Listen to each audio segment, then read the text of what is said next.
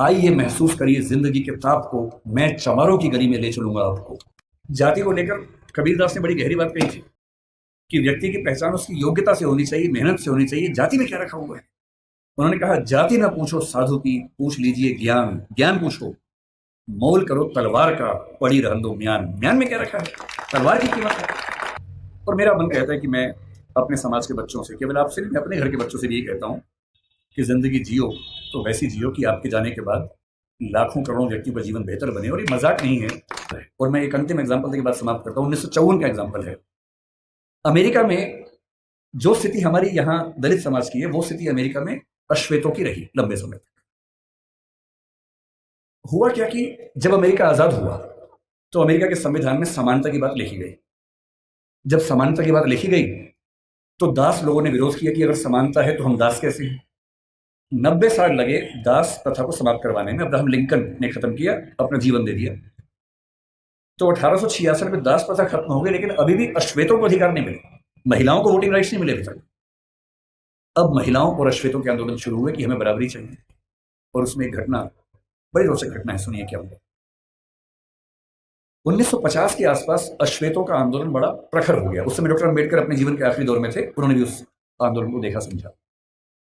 उसमें दो घटनाएं घटी। एक महिला थी रोजा पार्क्स। अमेरिका का नक्शा देखा हो तो उसमें एक राज्य है अलाबामा। अलाबामा में एक शहर है मोंटगोमरी, वहां का प्रसंग है। अस्पृश्यता कुछ मात्रा में अमेरिका में भी थी और देशों में भी थी। कैसे थी देखिए।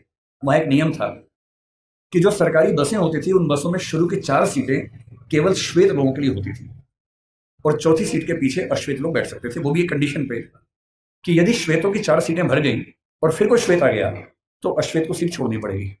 ये कंडीशन थी। तो लोग करते थे, बैठते थे, 4 सीट छोड़ते थे। कोई श्वेत आ गया, उठते थे, छोड़नी पड़ती थी। उनको खराब लगता था।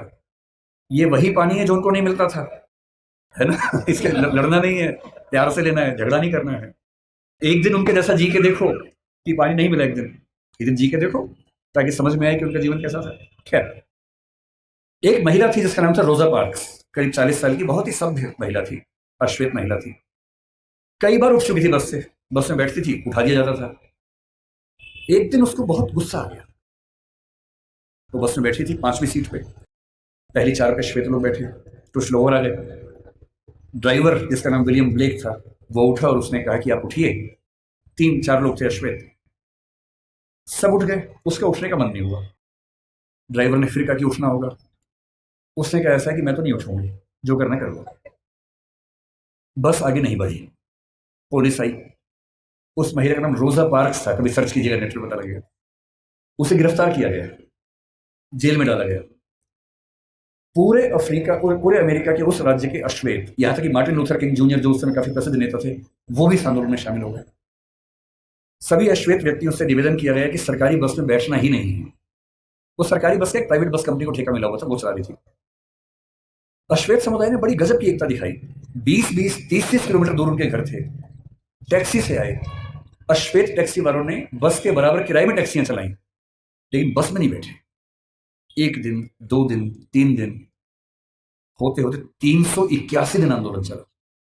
381 दिन, 1 साल से ज्यादा कोई बस में नहीं बैठा। और अंत में अमेरिका के सुप्रीम कोर्ट को इस कानून को खारिज करना पड़ा जिसमें अश्वेत बैठ नहीं सकते थे। और वहां उस आंदोलन की समाप्ति हुई। और अगर आपको लगता हो कि आपका जीवन खराब है, एक और घटना से अंतिम बात करके समझ लें। अमेरिका में जब समानता आई तो स्कूल शुरू हुए। अश्वेत बच्चे बोले हम भी स्कूल जाएंगे। कुछ कुछ अम्बेडकर जी की याद आपको आएगी इस घटना से। अब अश्वेत बच्चे स्कूल जाएंगे, ये तो वहां के संविधान में लिखा हुआ था। तो वहां की सरकारों ने क्या रास्ता निकाला, कुछ स्कूल श्वेतों के लिए, कुछ अश्वेतों के लिए बना दिए। मामला सुप्रीम कोर्ट में गया कि भैया क्या समानता है, हम भी उसी स्कूल में पढ़ेंगे।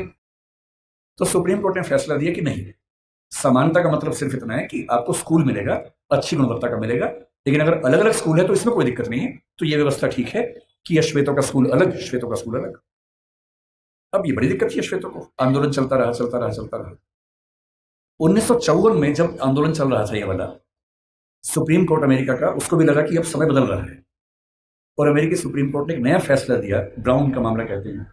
और उसमें उसने घोषणा की कि समानता का, जो 14th अमेंडमेंट की समानता उनके यहाँ है, उसके तहत समानता का सही मतलब ये है कि जिस स्कूल में श्वेत बच्चे पढ़ेंगे, उसी स्कूल में, उसी क्लास में अश्वेत बच्चे भी पढ़ेंगे। ये 1954 में हुआ। अम्बेडकर साहब 56 में गए, उनके सामने की बात है, 2 साल आखिरी थे उनके पास। अब जब ये हुआ तो अमेरिका में हंगामा हो गया।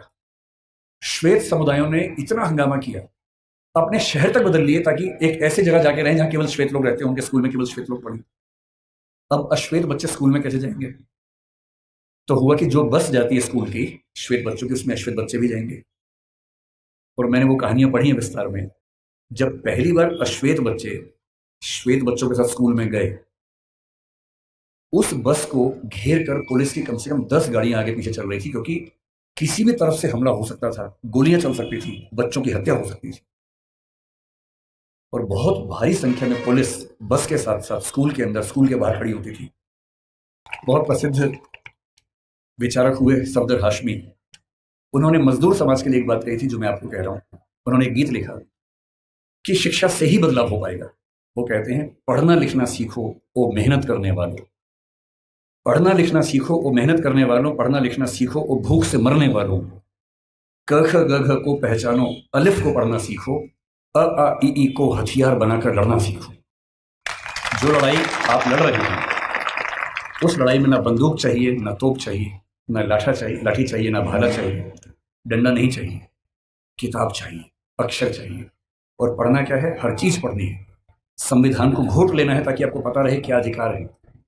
कानून को ठीक से पढ़ना है, सीआरपीसी आईपीसी को ठीक से पढ़ना है ताकि कोई आपके खिलाफ ज्यादती न कर सके। हर नागरिक को पता होना चाहिए कि मेरे क्या अधिकार हैं और मैं राज्य से क्या उम्मीद कर सकता हूं। साहित्य भी पढ़ना है, और वो साहित्य देखना है जो साहित्य आम आदमी के पक्ष में है, वो साहित्य नहीं जो भव्य इमारतों के बारे में है। अदम गोंडवी जैसे साहित्यकार को पढ़ना है, कबीरदास को पढ़ना है जो समाज के आम व्यक्ति की जिंदगी को ठीक से समझता है, समझाता है। अदम गोंडवी ने आपके समाज के एक छोटे हिस्से के बारे में इतनी गहरी कविता लिखी, आइए महसूस करिए जिंदगी के ताप को, मैं चमारों की गली में ले चलूंगा आपको।